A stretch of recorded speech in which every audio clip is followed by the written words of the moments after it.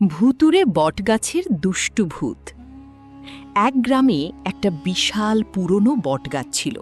সবাই তাকে বলতো ভুতুড়ে বটগাছ, কারণ রাতে ওই গাছের দিক থেকে অদ্ভুত অদ্ভুত শব্দ আসতো।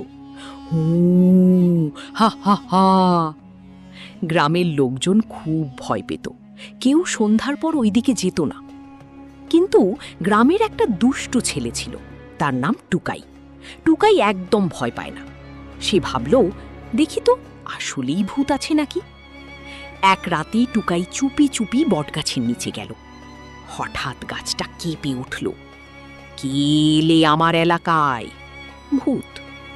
টুকাই বলল, আমি টুকাই, তুমি ভূত নাকি? একটা গোল গাল, মোটা, একটু মজার দেখতে ভূত নিচে নেমে এলো। তার নাম ছিল ভূতু। ভূতু বলল, হ্যাঁ আমি ভূত, কিন্তু আমি কাউকে ভয় দেখাই না, একটু মজা করি শুধু। টুকাই হেসে বলল, তুমি তো একদম কার্টুনের মতো। ভূতু একটু লজ্জা পেল। তারপর থেকে টুকাই আর ভূতু বন্ধু হয়ে গেল। ভূতু রাতে গ্রামের লোকদের ভয় না দেখিয়ে তাদের সাহায্য করতে শুরু করল।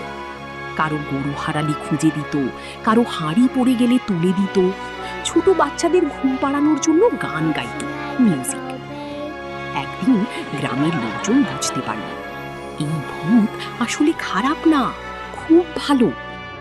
তারপর থেকে বটগাছটার নাম বদলে গেল ভালোবাসার বটগাছ, লাভ। আর ভূতু, সে এখন গ্রামের সবার প্রিয় কার্টুন ভূত।